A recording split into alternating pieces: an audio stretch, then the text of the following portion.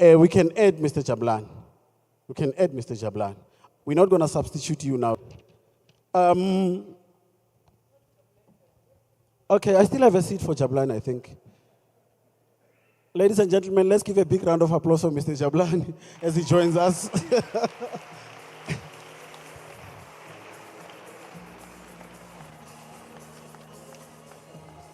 But do we have mics? Do we have mics on our chairs?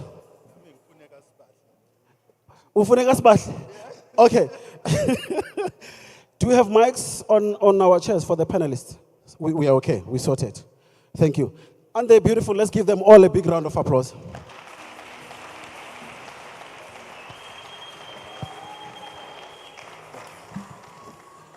I think this subject here, retail and manufacturing, needs us to delve into it because it's one of the things that were spoken about where we must look into retail and manufacturing and innovation.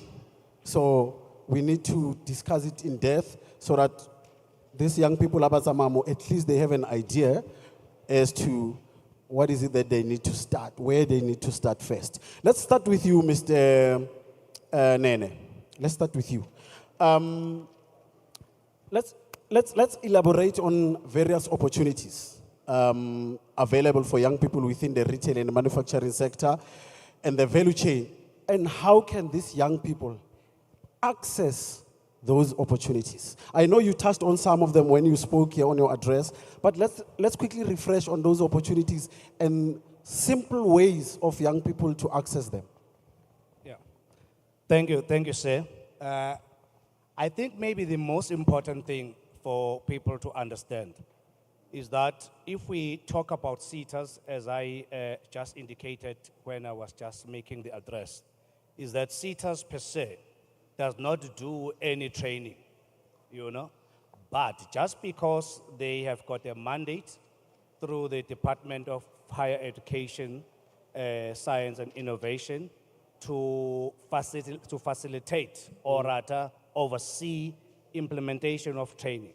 So we work closely with our employers, of which our employers, as you all know, pay levies to SARS, and then those levies finds its way back to the sector, depending on the sector. But what is more important is that the SETAs do what we call a research sector skills plan at the end, so that we come already employed, get access to these skills, and be able to be inclusive in the economy because they've got the right skill. Thank you so much. Don't feel limited. If you want to jump in any of the subjects or questions, Jabu, do you want to add into the opportunities and access before we move on to the next question? Yeah, thank you, and thank you for having me. I think as corporate South Africa, there are many opportunities. I mean, we can rattle off a lot of things like learnerships, bursaries, internships, etc. What I would like to dwell on is, what do the young people or the youth have under their control? So those opportunities are available. What do you need to do to access those opportunities? So I think I've been fortunate enough to sit in a lot of these panels where you are looking for young people to have opportunities. I think the number you were talking about is 20 million thereabouts unemployed people. So ask yourself the simple question: you are part, or we are part of the 20 million. What am I going to do to stand out to be considered for that opportunity? I think that's the big question. Certain things you can control, certain things you can't control. So let's forget unemployment, let's forget global trends, COVID, all of those things that you can't control. What do you, as a young person, bring to the table to a corporate that will make you be considered? I think that's the bigger question. And I can tell you now for free, having sat in panels in different countries, that academic qualifications are good. They put you in to the door, but what gets you there is the attitude and the energy that you bring into the room. And I liked the topic around the money is the value. Sure. Because if you can't demonstrate the value, if you can't demonstrate what problem you are going to be solving for an organization and how you are going to be assisting that organization to become better, the conversation becomes difficult. So my only challenge to the youth at this stage is to let's reflect on that.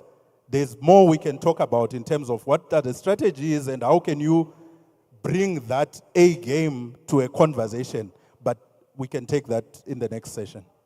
I'm sure, Zoletu, you've seen these opportunities and you've struggled with ways of access, but you've managed to eventually get them right.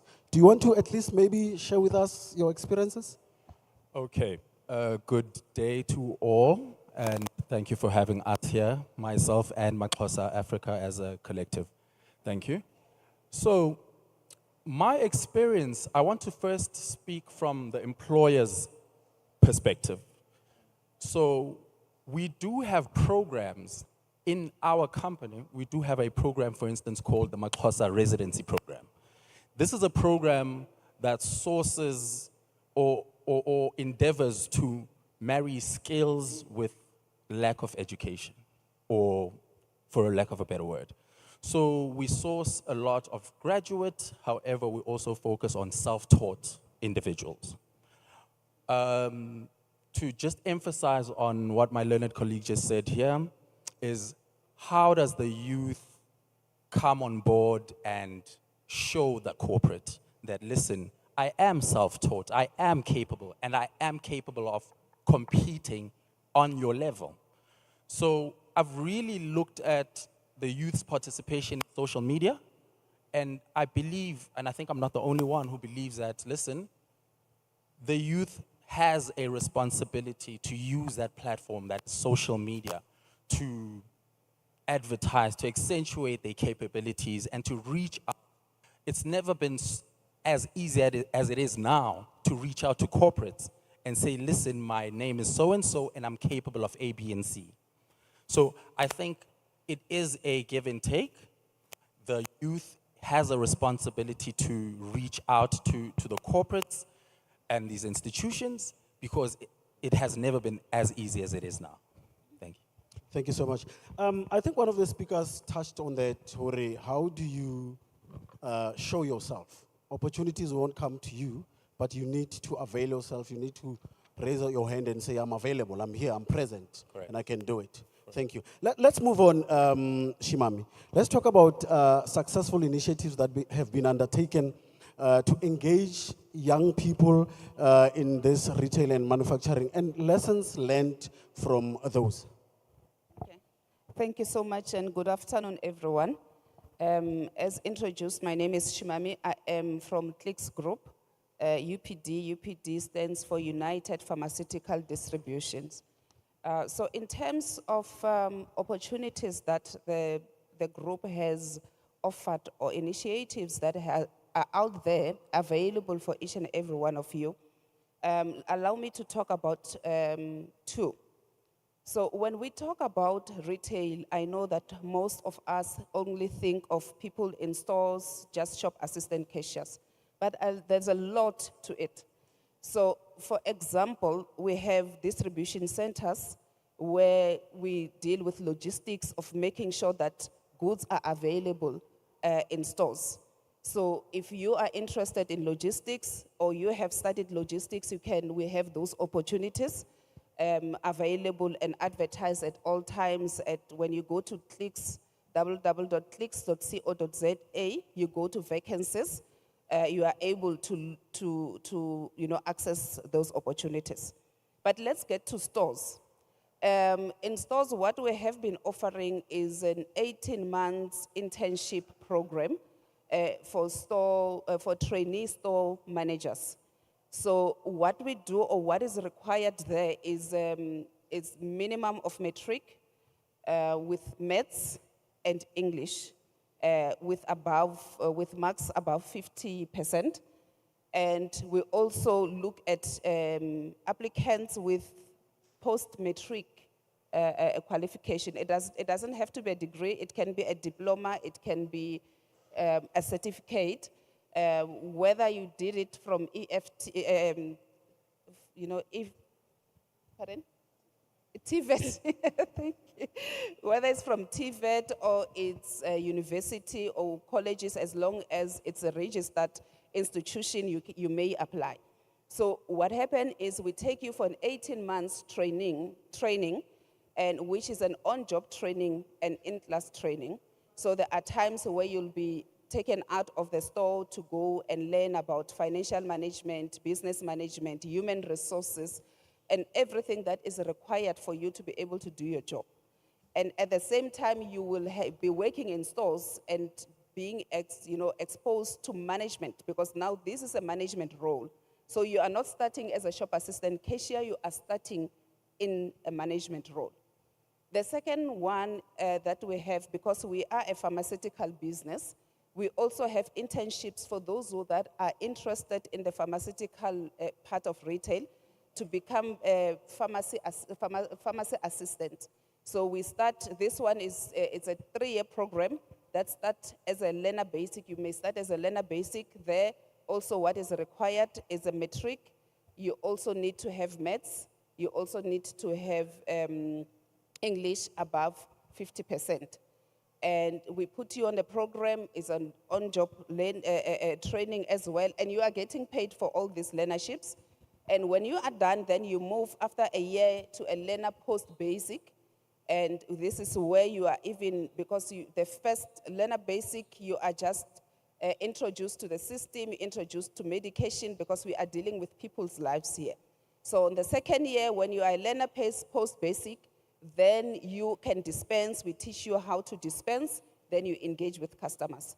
And the third year, which is a qualified post-basics, then you are dispensing on your own with less supervision, but you are working with a pharmacist. So those are the 2 opportunities that I want to talk about thus far. Thank you so much. Very interesting. Let's come to you, Sbahle. As a founder, yeah, Revenge Fit Apparel. I'm sure there are opportunities, there are engagements with young people on how to start, and there are lessons learned. Do you want to share with us your journey in starting your own business and your engagement with young people, and what are lessons learned? Okay. Hi, everyone. I hope everyone's good. As introduced, my name is Sbahle Sithole. I am the founder of Revenge Fit Apparel and of Smace Bricks. I think when it comes to just sharing on my experience, I'd rather base it on my experience with Smace Bricks, which is a brick manufacturing company that I started in 2020. With my Revenge Fit Apparel, it's still a few months old, so there's not much challenges that I can say I can share. However, with the brick business, one of the biggest things or biggest challenges that one comes across, especially when you're young, is that you are extremely undermined, because people tend to think that your lack of experience in terms of being in the business for a certain amount of years equates to your intelligence and whether you are able to run a business. So I would say, out of the many fields, the many challenges that come in a business, that would have been the biggest one that I suffered with, and what I guess I did to help me better myself and better the appearance which I have when I meet people who are in established businesses is by coming to such events and educating myself more on business as a whole. Yeah. Thank you. I want to come back to you, Mr. Ncube.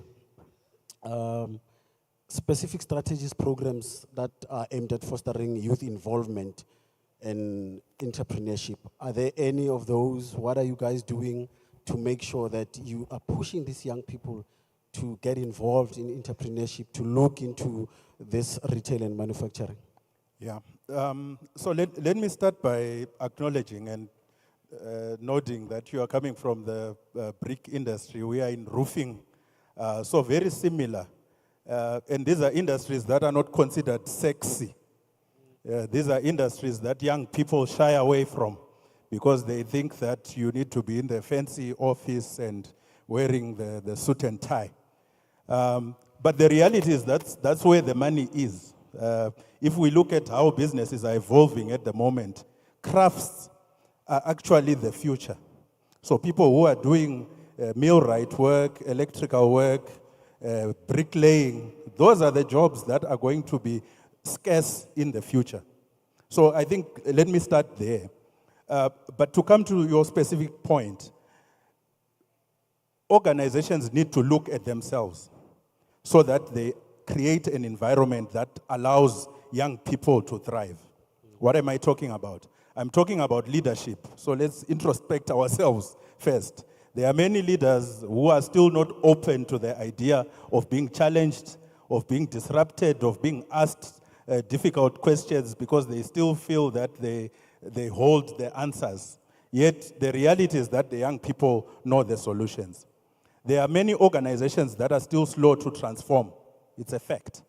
And transformation in its broadest sense, by the way, meaning that we need more people who understand where the young people are coming from, the challenges that they are facing, intellectual diversity as well, because diversity is not just about the basic that we usually talk about, employment equity. It's more about your mindset. Are you open to being challenged and interrogated in terms of the ideas that you hold?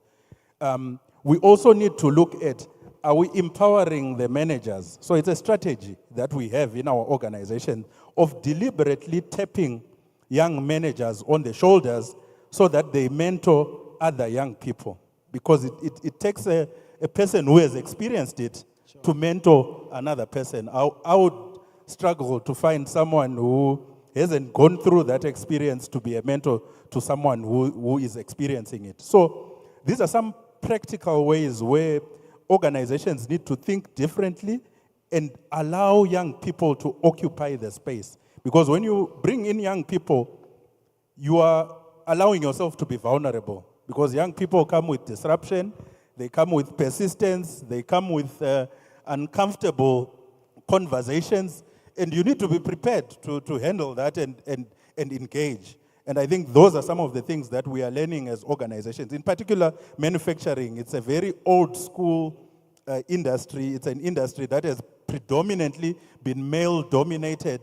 And all of those issues are now coming to head as you are realizing that you need to embrace youth, you need to embrace diversity, you need to embrace gender diversity, for example. So those are some of the strategies that we are putting in place. I'm not sure, Zwelethini, if you want to get into this subject of programs aimed at youth involvement, fostering youth involvement in this. Do you want to chip in? Do you guys have programs and strategies? Of course.